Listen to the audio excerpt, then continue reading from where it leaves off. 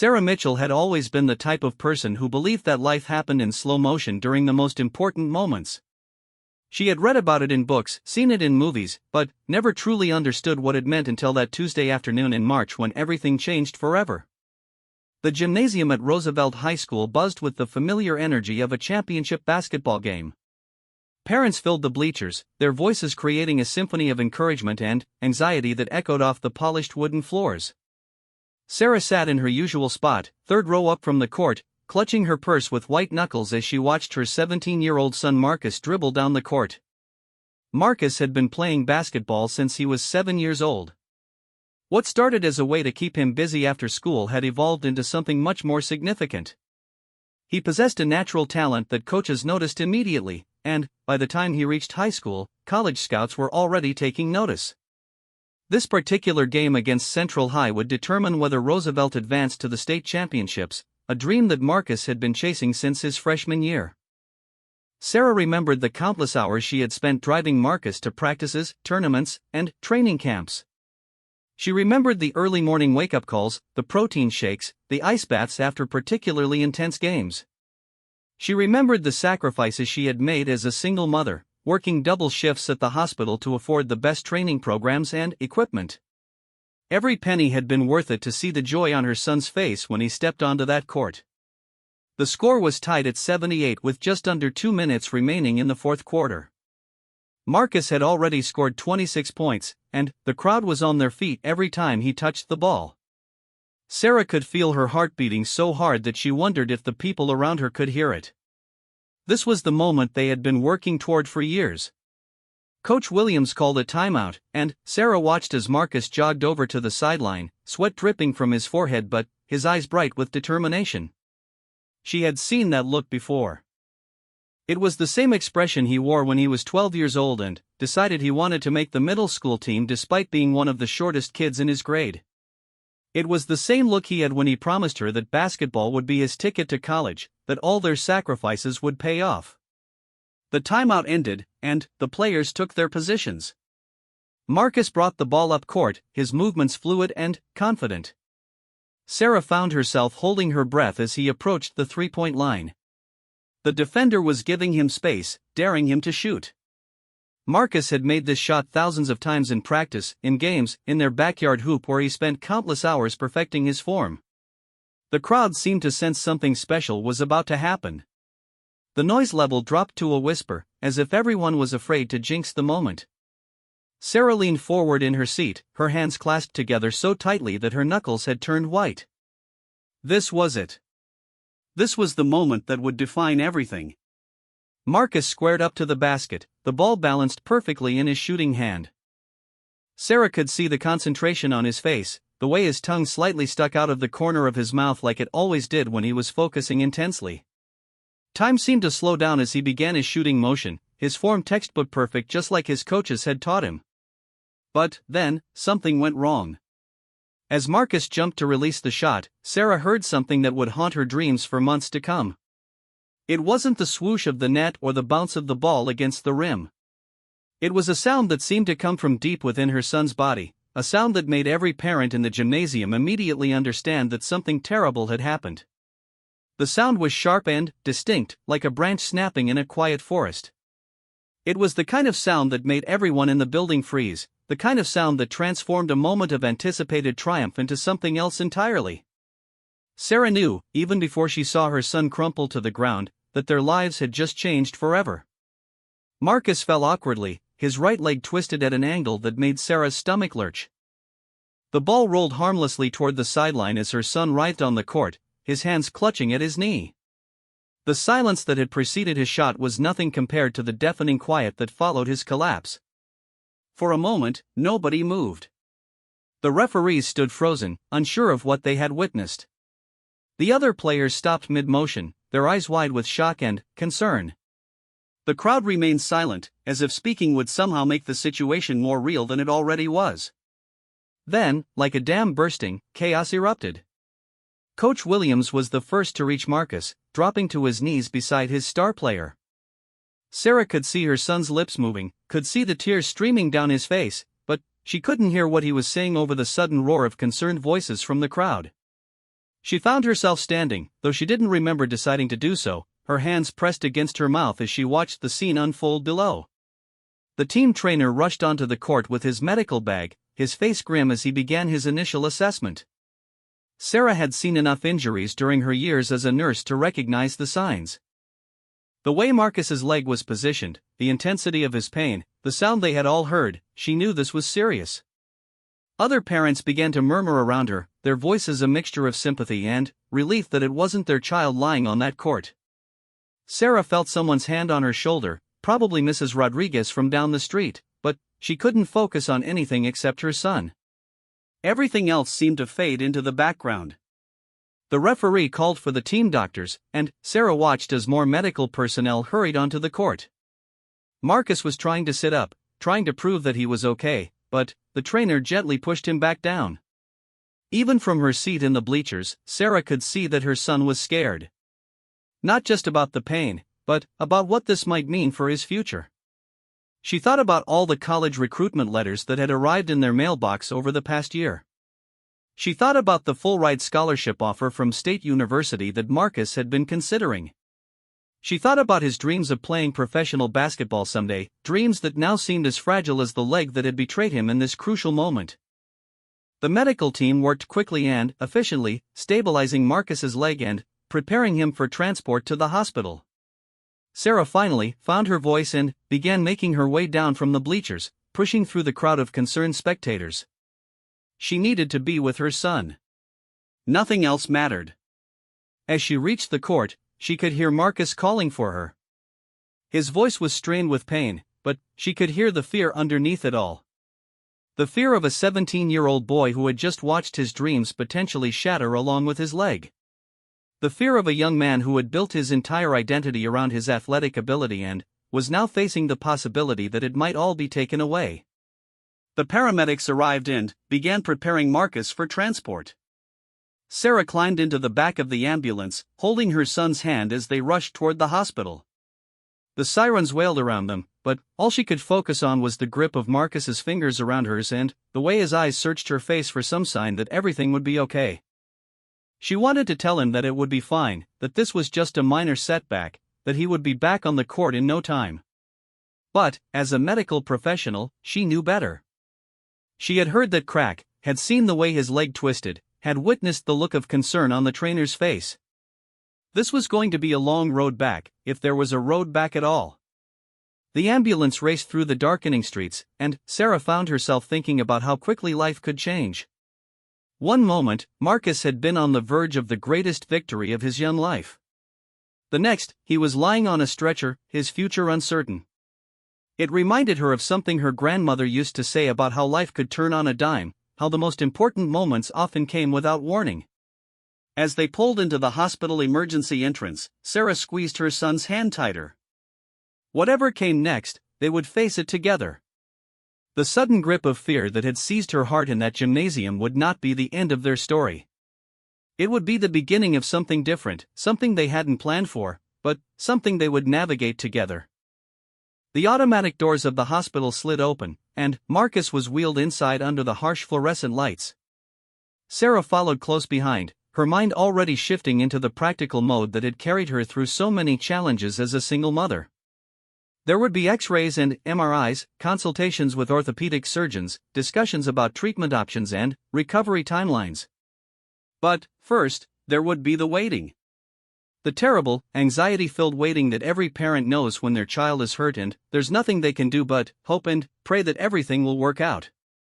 Sarah settled into an uncomfortable plastic chair in the waiting room and prepared herself for what she knew would be the longest night of her life.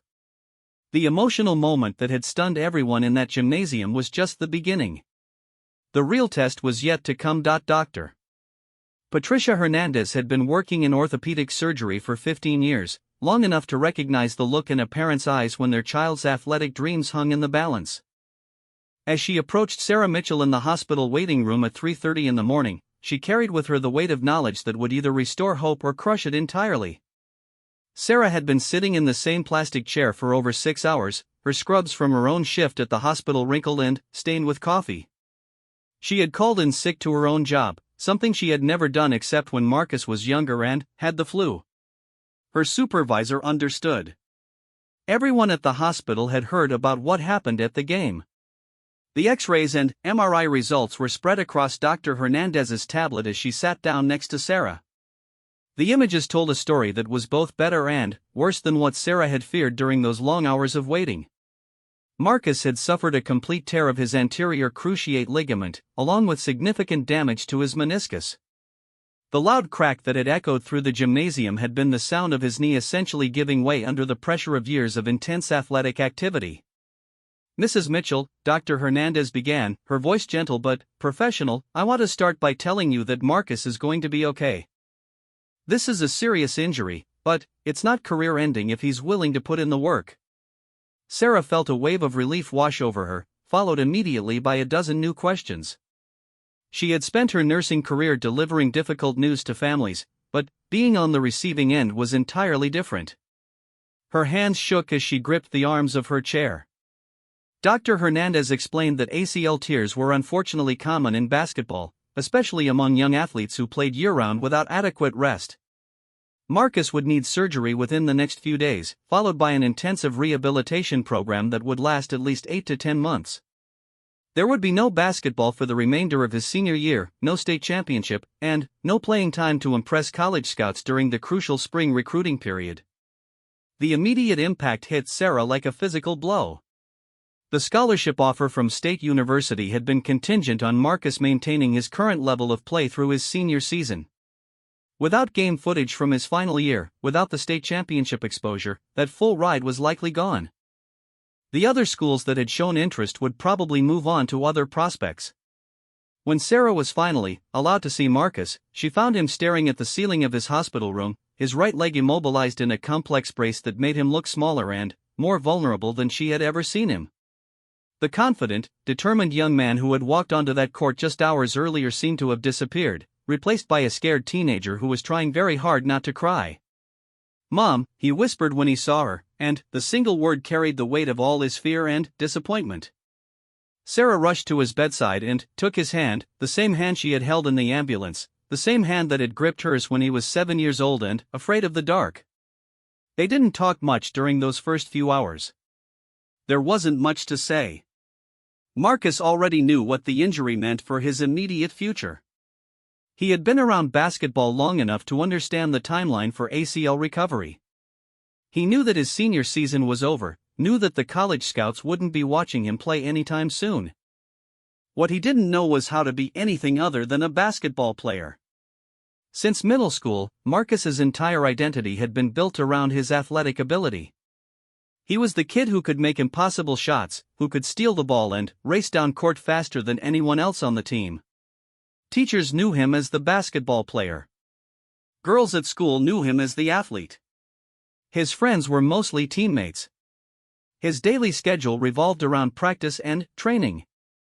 Now, lying in that hospital bed with his leg encased in metal and foam, Marcus faced a question he had never had to consider: who was he without basketball? Sarah watched her son struggle with this realization over the following days. Friends came to visit, bringing get-well cards and promises that he would be back better than ever. Teammates stopped by to update him on how the team was doing without him. Coach Williams visited every day, bringing game film and talking strategy as if Marcus would be returning any day. But Sarah could see that these well-meaning visits were almost making things worse. Every conversation about basketball was a reminder of what Marcus couldn't do, what he had lost in that single moment when his knee gave way. She watched her confident, outgoing son become withdrawn and quiet, spending most of his time staring out the window or sleeping. The surgery took place on a Friday morning, and Dr. Hernandez reported that everything had gone as well as could be expected. The damaged ACL had been replaced with a graft from Marcus's own hamstring, and the torn meniscus had been repaired. The technical aspects of the surgery were successful, but the real challenge was just beginning. Physical therapy started just days after the surgery, and Sarah drove Marcus to his appointments 3 times a week. She watched from the waiting room as her son struggled with exercises that would have been laughably simple just weeks before. Learning to walk again with crutches. Bending his knee a few degrees further each session. Building back the muscle strength that seemed to disappear overnight. The physical therapist, a woman named Janet who had worked with many injured athletes, was endlessly patient and encouraging. She understood that Marcus wasn't just recovering from a physical injury, he was grieving the loss of his identity. Every small victory in therapy was shadowed by the knowledge of how far he had to go. Sarah found herself grieving too, though she tried to hide it from Marcus. She mourned the loss of the future they had both envisioned. The college scholarship that would have made her financial struggles worthwhile. The possibility of Marcus playing professionally someday. The simple joy of watching her son excel at something he loved. But she also discovered something unexpected during those long weeks of recovery. Without basketball consuming every moment of their lives, she got to see sides of Marcus that had been hidden under years of athletic focus. He had always been smart, but now he had time to explore interests that had been pushed aside for training. He started reading voraciously, devouring books about everything from history to science fiction. He became fascinated with photography, spending hours learning about composition and lighting. Most surprisingly, Marcus began volunteering at a local elementary school, helping kids with their homework after school. Sarah had suggested it initially as a way to get him out of the house and around other people, but she quickly realized that her son had a natural gift for working with children. He was patient and encouraging, qualities that had served him well as a team leader but that she now saw could translate to other areas of life. The elementary school kids didn't know Marcus as a basketball player. To them, he was just the cool high school student who helped them with math problems and listened to their stories about playground drama. For the first time since his injury, Sarah saw glimpses of the confident, happy young man Marcus could become. 3 months into his recovery, Marcus had what Dr. Hernandez called a breakthrough appointment. His range of motion had improved significantly, and he was walking without crutches for short distances. More importantly, he was starting to talk about the future again, though it looked very different from the future he had once planned. He had been accepted to several colleges based on his academic merit rather than his athletic ability. The financial aid packages weren't as generous as the basketball scholarship would have been, but they were manageable. Marcus had also been offered a position as a volunteer assistant coach for the elementary school basketball team, an opportunity that excited him more than Sarah had expected. "I think I want to be a teacher," Marcus told her one evening as they sat together on their front porch, watching the sunset. "Maybe coach too, but mostly teach. I like helping the kids understand things." Sarah felt a mixture of pride and sadness at his words. Pride because she could see that her son was finding a new path forward, one that could bring him fulfillment and purpose. Sadness because she knew he was still mourning the loss of his original dreams, even as he worked to build new ones. The high school basketball season ended without Marcus, and Roosevelt didn't make it to the state championship. His former teammates sent him videos from their final game, a heartbreaking loss in the regional semifinals.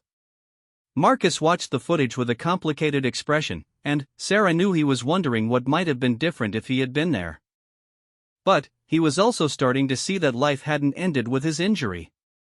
It had simply taken an unexpected turn, leading him down a path he never would have considered before that Tuesday afternoon in March when everything changed with the sound of a sudden crack.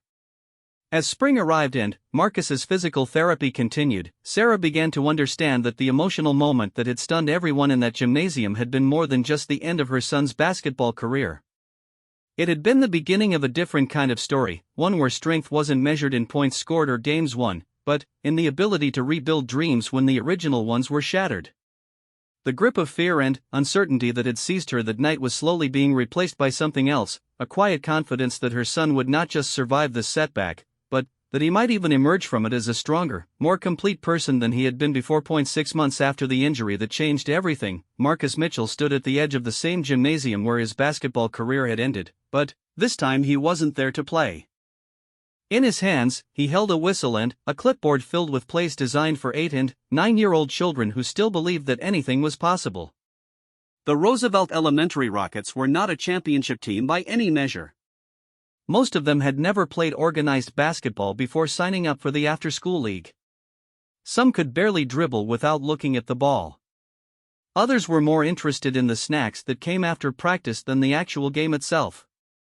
But, as Marcus watched them run their first drill of the season, stumbling over their own feet and laughing at their mistakes, he felt something he hadn't experienced since before his injury, pure joy. Sarah watched from the doorway as her son worked with the children. His physical therapy had progressed to the point where he could demonstrate basic moves, though he still wore a brace on his knee and couldn't do anything too strenuous. What struck her most was how naturally teaching seemed to come to him. He had infinite patience for their questions, genuine enthusiasm for their small improvements, and an ability to break down complex concepts into simple terms that young minds could understand. Coach Marcus called out a small girl named Emma, who was struggling to make a layup despite being barely tall enough to reach the bottom of the net. "I can't do it right." Marcus limped over to her, his movements still not quite natural but getting stronger every day. He knelt down to her level, something Sarah remembered him doing instinctively even when he was healthy. "What do you think is the hardest part?" he asked her. "I'm too short," Emma replied, frustration clear in her voice. "I'll never be tall enough to be good at basketball." Sarah felt her heart clench as she heard echoes of her own son's current struggles in the little girl's words. The feeling of being limited by circumstances beyond your control, of dreams that seemed impossible to reach. Marcus was quiet for a moment, and Sarah could see him thinking carefully about his response. Finally, he said, "You know what, Emma? The best basketball player I ever knew was only 5 feet 3 inches tall. He couldn't reach the rim either when he started playing. But he practiced every single day, and he got so good at shooting and passing and stealing the ball that the tall players couldn't keep up with him." "Really?" Emma asked, her eyes wide with hope. "Really," Marcus confirmed. "Being tall helps, but basketball isn't just about height. It's about working hard, being smart about the game, and never giving up. Want to try a different way to shoot that might work better for you?" Sarah watched as her son spent the next 20 minutes working individually with Emma, showing her how to adjust her shooting form to compensate for her height, teaching her to use the backboard more effectively, encouraging her with every attempt. By the end of practice, Emma had made 3 layups in a row and was beaming with pride. This scene was repeated in different variations throughout the season. Marcus worked with Tommy, who was afraid of the ball and flinched every time it came near him. He helped Jessica, who was naturally athletic but had never learned the basic rules of the game. He encouraged David, who had cerebral palsy and needed extra time and different techniques to participate fully with his teammates. What amazed Sarah most was how much her son was learning from these children. She could see him discovering teaching strategies, developing patience she hadn't known he possessed, and finding fulfillment in victories that were measured not in points on a scoreboard but in moments of breakthrough and understanding. The first game of the season was a disaster by traditional standards. The Rockets lost 42-8, with most of their points coming from free throws awarded after the other team fouled them out of sympathy. But Marcus treated it like they had won the championship. He gathered the team in a huddle afterward and praised each child for specific things they had done well. Emma had made 2 baskets. Tommy had actually caught the ball 3 times without flinching.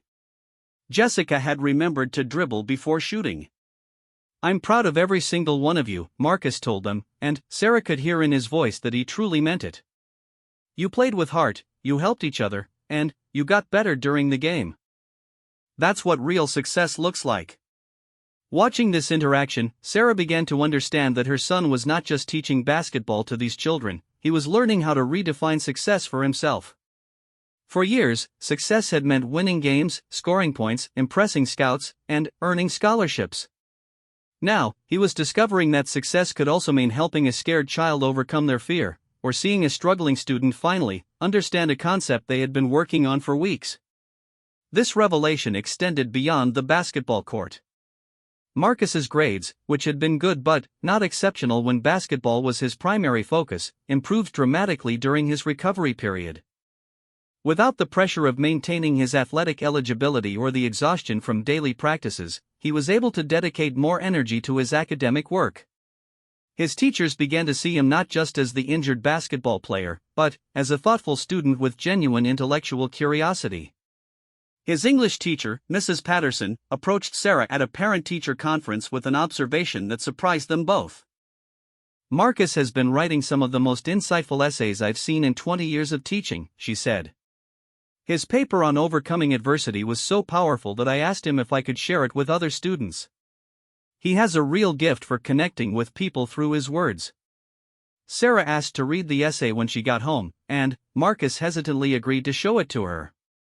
As she read his words about the night his knee gave out, about the months of physical therapy and emotional struggle, about finding new purpose in teaching children, she found herself crying. Not from sadness this time, but from pride and amazement at the depth of insight her 17-year-old son had developed.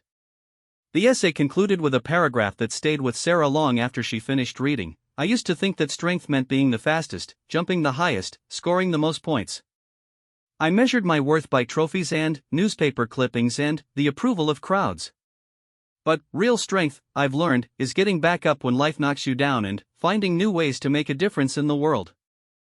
My knee may have given out, but my heart and my mind are stronger than they've ever been. As winter turned to spring, the Rockets began to improve as a team. They still lost most of their games, but the margins were getting smaller, and, more importantly, they were having fun while learning fundamental skills that would serve them well in the future. Marcus had created a team culture where effort was valued over outcome, where teammates supported each other unconditionally, and where every small improvement was celebrated. The transformation in the children was remarkable. Tommy went from being afraid of the ball to becoming one of the team's most reliable passers.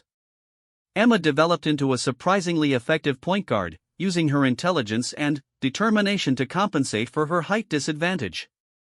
Jessica emerged as a natural leader, encouraging teammates and organizing plays on the court.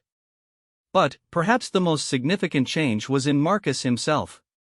Sarah watched her son rediscover his confidence, not as an athlete, but as a leader, teacher, and young man with something valuable to offer the world.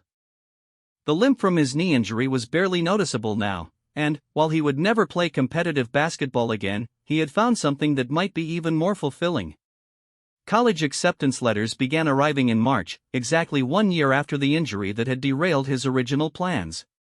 Instead of athletic scholarships, these were academic offers based on his improved grades, his essay writing, and his volunteer work with the elementary school team. The University of Education had offered him a spot in their elementary education program with a partial scholarship and the opportunity to assist with their youth basketball camps.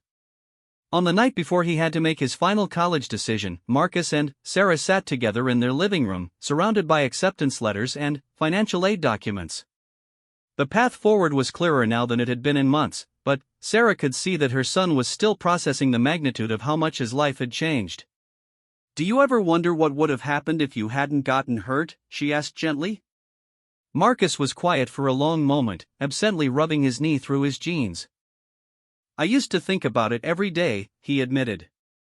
"I used to lie awake at night wondering if I could have prevented it somehow, if I had landed differently or taken better care of my body or made different choices." He paused, looking at the acceptance letter from the University of Education. "But, you know what? I don't think I would change it now, even if I could. That injury was the worst thing that ever happened to me, but it was also maybe the best thing. It forced me to discover parts of myself that I never would have found otherwise."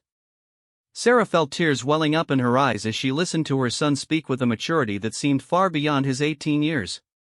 The frightened, angry teenager who had lain in that hospital bed a year ago had grown into a thoughtful young man who understood that sometimes life's greatest gifts come disguised as its worst disappointments.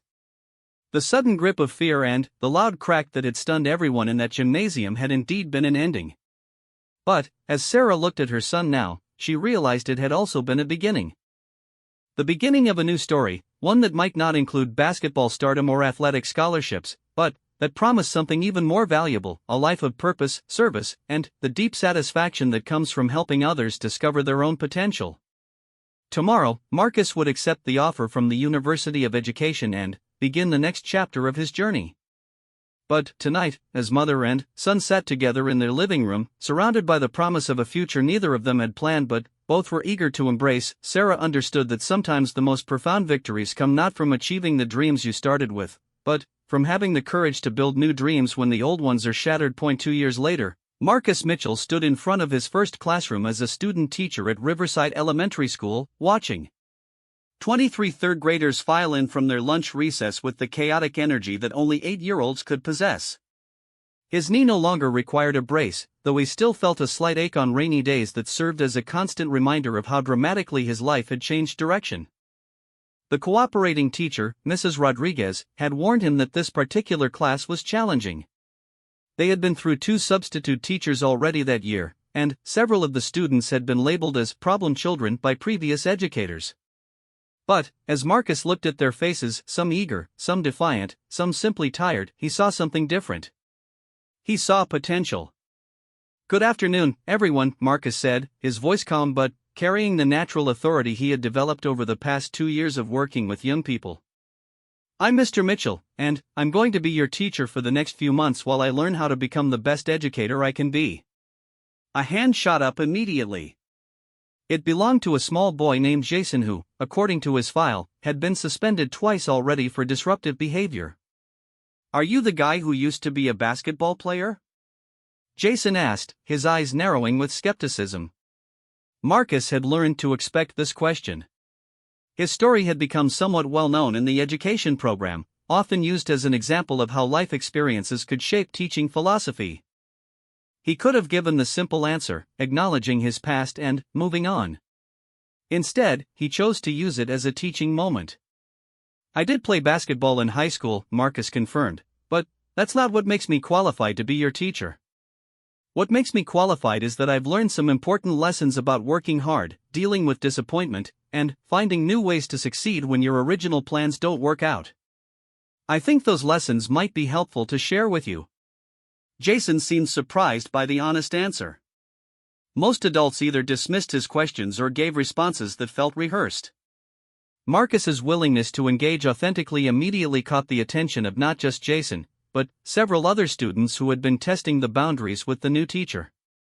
Over the following weeks, Marcus discovered that many of his students were dealing with their own versions of shattered dreams and unexpected challenges. There was Maria, whose parents were going through a difficult divorce and whose grades had plummeted as a result. There was Kevin, who struggled with a learning disability that made reading feel impossible. There was Aisha, whose family had recently moved from another state, leaving her feeling isolated and angry about losing her old friends and familiar surroundings. These children weren't problem students, Marcus realized. They were young people dealing with circumstances beyond their control, much like he had been when his injury forced him to rebuild his entire sense of identity. The traditional educational approaches that focused on compliance and standardized outcomes weren't meeting them where they were emotionally and academically.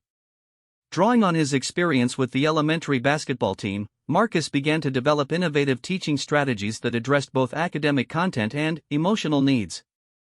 He created a classroom environment where mistakes were treated as learning opportunities rather than failures.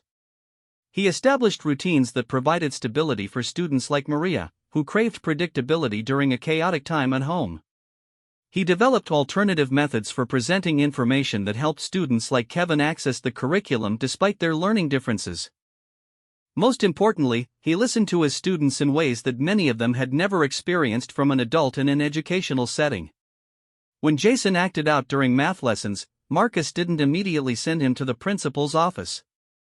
Instead, he pulled Jason aside during recess and discovered that the boy was frustrated because the math concepts seemed too easy and he was bored. Marcus began giving Jason more challenging problems to work on, and the disruptive behavior largely disappeared.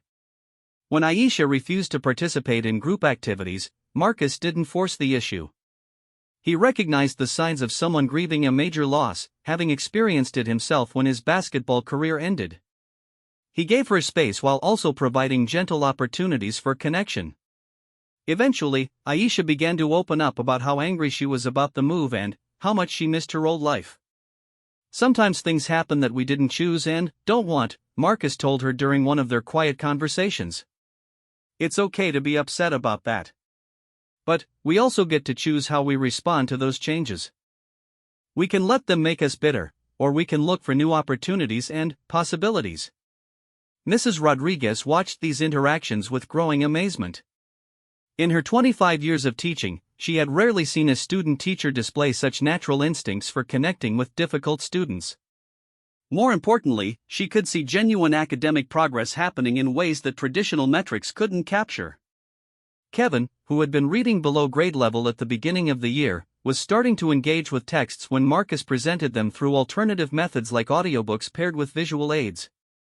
Maria's math skills improved dramatically when Marcus incorporated real-world applications that gave her a sense of control and accomplishment. Jason began mentoring younger students in the school's tutoring program, channeling his leadership abilities in positive directions. The transformation wasn't just happening with individual students. The entire classroom culture began to shift. Students started supporting each other's learning rather than competing destructively. They developed resilience in the face of academic challenges. They began to see their teacher not as an authority figure to rebel against, but as an ally who genuinely wanted them to succeed. Marcus's success in the classroom caught the attention of the school administration and his university supervisors. His cooperating teachers' evaluations consistently praised his innovative approaches and his ability to reach students that others had written off.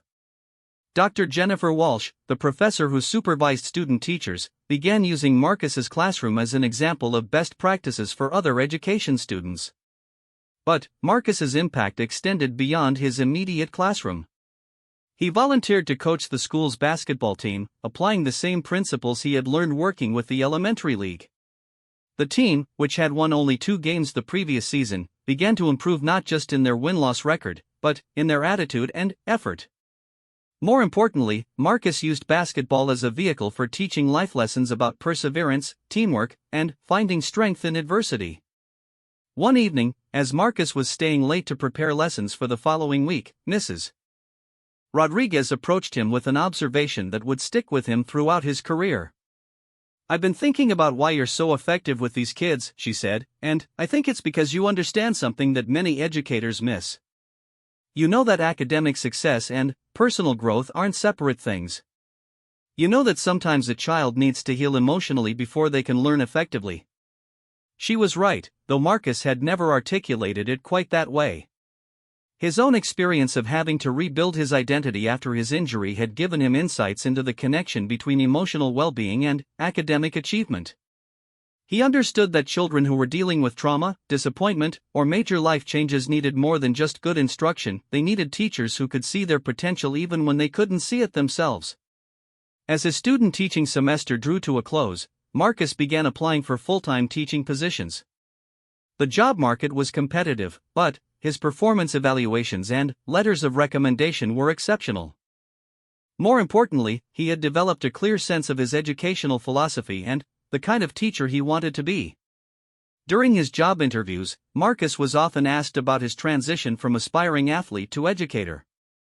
He had refined his answer over time, but the core message remained consistent: "My injury taught me that setbacks don't have to define you, they can redirect you towards something even better." I want to help my students understand that same truth. When they face challenges or disappointments, I want them to know that those experiences can become sources of strength and wisdom. One principal who interviewed him was particularly impressed by this perspective. "We have a lot of students who are dealing with difficult circumstances," she explained. "Poverty, family instability, academic struggles. They need teachers who understand that resilience isn't just about bouncing back, it's about moving forward in new directions when the old path isn't available." Marcus knew he had found the right fit. The school served a diverse population of students, many of whom were dealing with challenges that extended far beyond the classroom. It was exactly the kind of environment where his unique combination of experiences, empathy, and educational training could make the biggest difference. As he signed his first teaching contract, Marcus thought about the journey that had brought him to this moment. The night his knee gave out in that high school gymnasium had seemed like the end of everything that mattered to him. Now, 3 years later, he was embarking on a career that felt more meaningful and fulfilling than anything he had originally planned. The loud crack that had stunned everyone in that moment of athletic triumph had ultimately led him to discover his true calling. He was no longer the basketball player who could make impossible shots or lead his team to victory through athletic skill. Instead, he had become something even more valuable, a teacher who could help young people navigate their own moments of disappointment and discover new sources of strength and purpose. Standing in his future classroom, looking at the desks where his students would sit and the bulletin boards where their achievements would be displayed, Marcus felt a sense of anticipation that reminded him of the feeling he used to get before big games. This was different, though. This wasn't about his own performance or success. This was about the opportunity to make a lasting difference in the lives of children who needed someone to believe in them, especially when they had trouble believing in themselves. The emotional moment that had once stunned everyone was now powering a new kind of victory, one measured not in points scored or games won, but in lives changed and potential realized. 5 years after the sound that changed everything, Marcus Mitchell stood at the podium of the Roosevelt High School auditorium, looking out at an audience that included many of the same faces who had witnessed his injury that fateful Tuesday evening. But, this time, he wasn't there as a player. He was there as the recipient of the district's Teacher of the Year award, and, more importantly, as someone who had learned to transform his greatest disappointment into his most meaningful contribution. In the front row sat Sarah Mitchell, her eyes bright with tears of pride that were completely different from the tears of fear and uncertainty she had shed in that hospital waiting room years earlier. Next to her was Dr. Patricia Hernandez, the surgeon who had repaired Marcus's knee and who had become a family friend as she watched his remarkable transformation from devastated athlete to inspiring educator. Also in the audience were dozens of students whose lives Marcus had touched during his 3 years as a full-time teacher. There was Jason, now in middle school and captain of his basketball team, who credited Marcus with teaching him how to channel his leadership abilities constructively. There was Maria, whose parents had indeed divorced but who had learned coping strategies in Marcus's classroom that helped her maintain her academic performance during the difficult transition. There was Kevin, now reading at grade level thanks to the alternative learning methods Marcus had pioneered in their work together. But, perhaps most meaningful to Marcus were the faces of his current students, 24 fifth graders who had convinced their parents to bring them to the evening ceremony because, as they put it, Mr. Mitchell deserves to have his whole class there to cheer for him. As Marcus approached the microphone, he felt the same nervous energy he used to experience before big games, but it was tempered by a confidence that came from years of learning to find his voice in front of audiences who needed to hear what he had to say. He had been asked to give a speech about his teaching philosophy and journey to education, but he knew that what people really wanted to understand was how someone could lose everything they thought they wanted and end up gaining something even more valuable. When I was 17 years old, Marcus began, his voice carrying clearly through the auditorium's sound system. I thought I knew exactly what my life was supposed to look like. I was going to play basketball in college, maybe professionally if I was lucky. I was going to be remembered for the points I scored and the games I won. My value as a person was directly tied to my performance on the court. He paused, letting his eyes find familiar faces in the crowd. His former coach, Williams, was there, now retired but still following the careers of his former players. Several of his old teammates had come, successful in their own right but remembering the night when their star player's dreams seemed to shatter along with his knee. Then, in a single moment, that entire future disappeared. I'm sure many of you remember the sound. I certainly do. It still echoes in my mind sometimes, not as a source of pain anymore, but as a reminder of how quickly life can change direction and how important it is to be ready for those changes. Marcus went on to describe the months of physical therapy, the emotional struggle of rebuilding his identity, and the gradual discovery that his true calling lay in education rather than athletics. But, as he spoke, he realized that the real story wasn't just about his personal transformation. It was about what he had learned about resilience, purpose, and the power of human connection. I discovered that being a teacher isn't so different from being an athlete, he continued. In both roles, you're constantly working to improve, you're part of a team, and your success is measured by how well you perform when it matters most.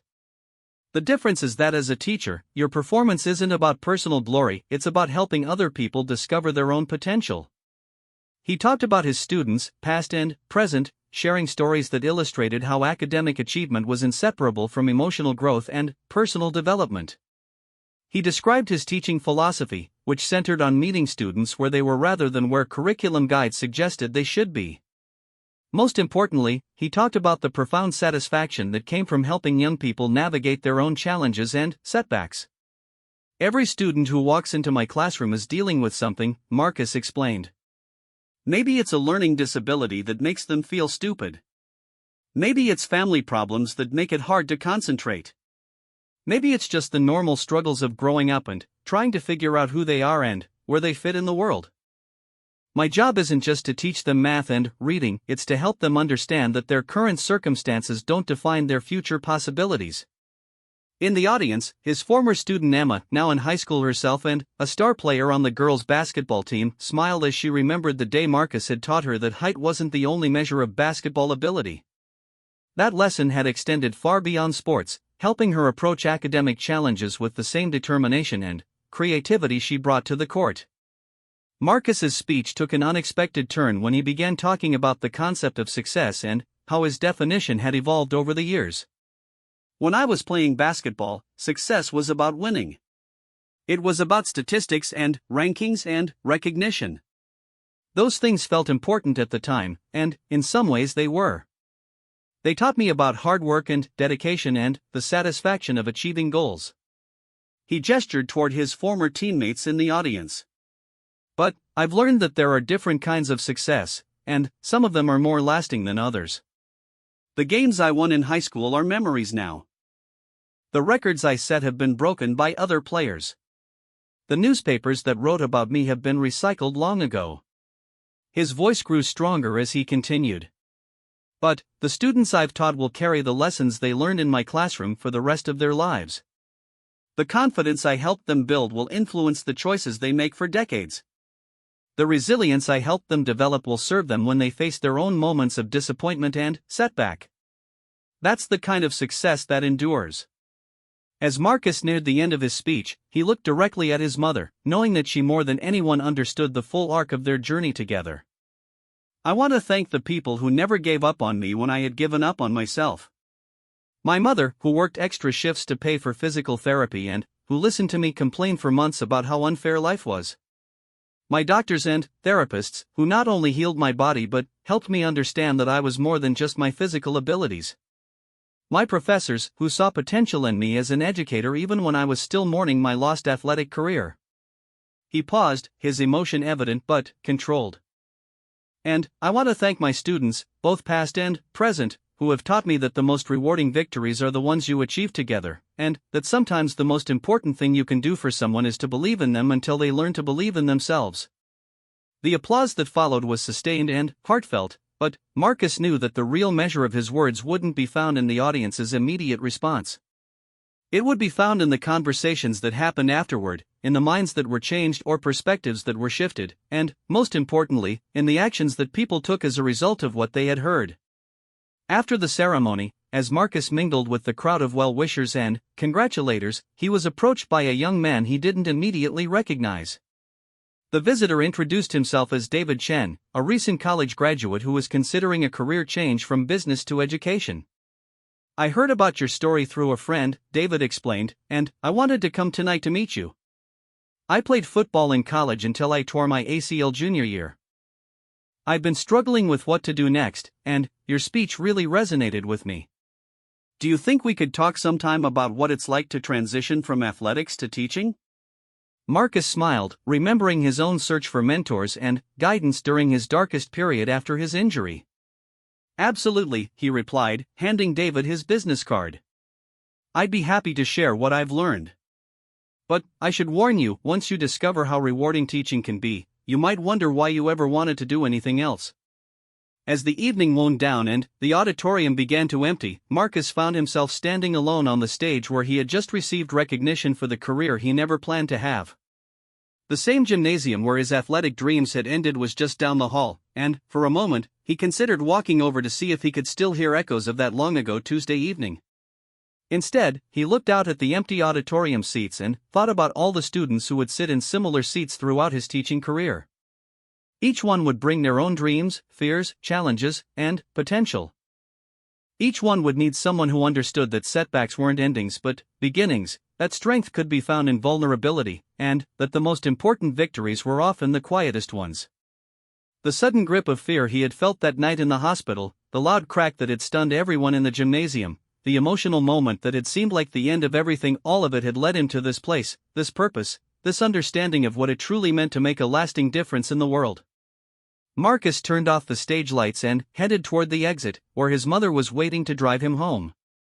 Tomorrow, he would return to his classroom and continue the work that had grown out of his greatest disappointment. He would help young people navigate their own challenges and discover their own hidden strengths. He would continue to prove that sometimes the most profound success stories begin with the sound of something breaking, followed by the much quieter but infinitely more powerful sound of someone choosing to build something new from the pieces. The boy who had once measured his worth in points and victories was gone, replaced by a man who understood that the most meaningful achievements were often invisible to crowds and never appeared in newspaper headlines. The emotional moment that had stunned everyone had ultimately revealed a truth that Marcus now carried with him every day: our greatest contributions to the world often emerge not from our triumphs, but from our willingness to transform our struggles into sources of strength for others.